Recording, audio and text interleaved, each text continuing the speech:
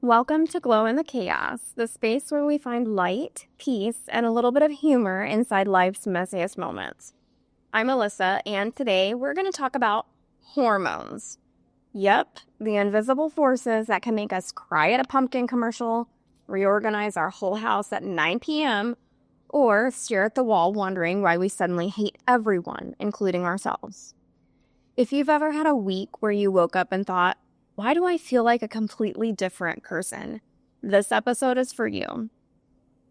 Let's just be honest. Hormonal shifts can make you feel like your body has its own secret agenda.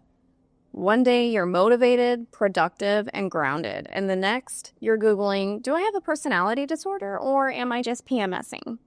It's not dramatic. It's not overreacting. It's super real. And if you've ever sat there thinking, I swear something is wrong with me, I want to start by saying nothing is wrong with you. Your body is talking. Here's the thing no one told us growing up. Our hormones are not just about periods or pregnancies. They affect everything. Your mood, your motivation, your patience, your sleep, your appetite, your energy, your stress tolerance. And for some of us, especially women dealing with chronic illness, POTS, mom life, trauma, stress, adrenal fatigue, or just living, hormones can swing harder than a toddler at a birthday piñata. You can be completely fine at 9 a.m., overwhelmed by noon, crying at 3 p.m., and rage cleaning by 6. It happens more than we talk about.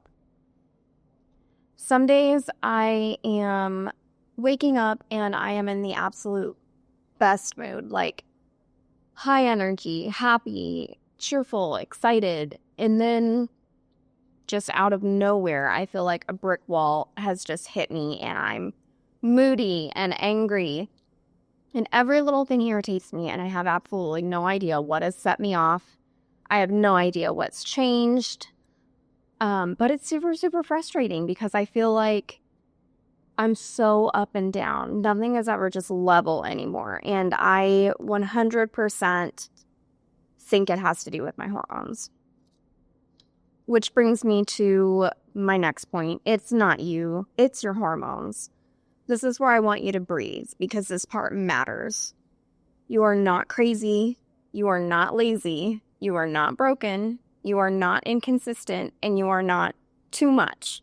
If you get anything out of my podcast, I hope that you take those sentences and ingrain them in your head because all the time we are just beating ourselves up with we're not enough, we're lazy, we're not getting enough done. We're angry, we're snippy, like what's wrong with us? But we need to realize that we are feeding ourselves these negative thoughts and this negative energy that is just not the case. Like there is something going on, I promise you. It is not in your head, and we need to get to the bottom of it so that we can be living our absolute best lives for not just ourselves, but everybody around us as well. Your body is doing something very specific. It's trying to communicate. Hormones are messengers, little chemical texts your body sends out saying, hey, I'm overwhelmed. Hey, I need rest. Hey, you're doing too much. Hey, something feels unsafe. Hey, please slow down. But society conditions us to ignore those messages, push through, hustle, pretend everything's fine. And then we wonder why we hit a wall every single month. I feel like all of my 20s I spent being so proud of myself for being such a hustler, like always on the go, always busy, getting stuff done, doing so much, never resting, like overachiever. And then, so when I finally hit that wall going into my 30s, and I felt like I couldn't even hardly get up off the couch, I felt like I completely and totally lost my identity. And I think that a lot of my listeners can relate to this. But what we have to realize is we haven't lost our identity. I think a lot of us have pushed ourselves to the point of exhaustion. And I feel like our society and our culture really glorifies that. Like, it makes it seem like that is what we are supposed to do. That is the only way that we are successful. that is just simply not the case. Let's normalize some things real quick. Feeling like your personality changes depending on the week, sudden anxiety for no reason, fatigue that doesn't match your schedule, random irritability, like why does everyone breathe so loudly today? That one gets me. Crying at things that wouldn't normally faze you. This has been like an everyday occurrence for me lately. Growing up, I was not a crier. I never have been a crier. And lately, little tiny things are making me cry for absolutely no reason. And it's frustrating. But we need to normalize that. Overwhelm that hits hard out of nowhere. That brain fog where you walk into a room and forget why you're alive. This is also my day-to-day. I own a restaurant, and literally from second to second, I feel like I forget what I'm doing. I will leave one room, go in the back to get something, and I have absolutely no idea what I was going back there for. So then I'll start something different, a different project, and do the same thing with that project, and it's just a vicious cycle. It just keeps going and going. The brain fog, see? Brain frog. I say that almost every time, so I think I'm just going to call it brain frog from now on. So when you listen to chronic illness, it's not brain fog.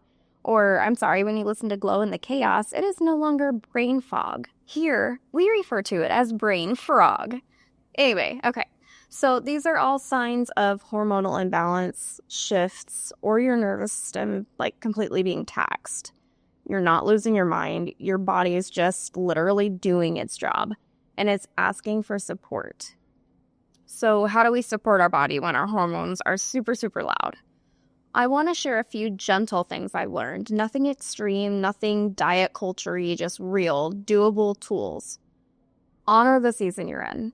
Our cycles have phases. Energy phases, rest phases, reflective phases. You're not supposed to feel the same every day. Create micro rest moments. So like even 2 to 3 minutes of deep breathing, grounding, or just stepping away, that can completely reset your nervous system. Feed your hormones, not punish yourself. Simple things help, like protein in the morning, healthy fats, minerals. You do not need perfection. Keep a hormone journal. Track your mood, your sleep, symptoms. You'll start being able to see the patterns that make you feel less random, and it'll make you more self-aware. And then you'll realize that these hormones and these patterns in my cycle are actually normal, and they do coincide with different symptoms or different things that are going on. And it won't make you feel so off the rails. Less hustle, more listening. Productivity is not your worth. Listen to that again, okay?